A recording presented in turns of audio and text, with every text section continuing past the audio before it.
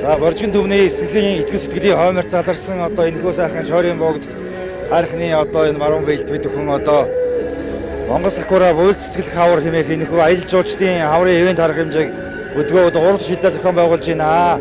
Янз бүрийн зохион байгуулалттай айгүй гоё юм болд юм биш үү? Би анх удаад ирж байгаа байхгүй ямар ч болдгийг гэж үзэж харъя гэдээ чи айгүй гоё юм болд юм байна. Гоё байна. Өөрөө төрүүлнэ гэж бодов.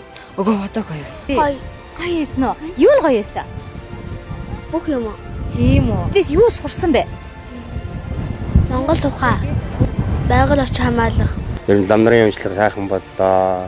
Хүүхэд хөгжөөсөн, уул усаа баясгасан сайхан арга хэмжээ болж өнгөрлөө.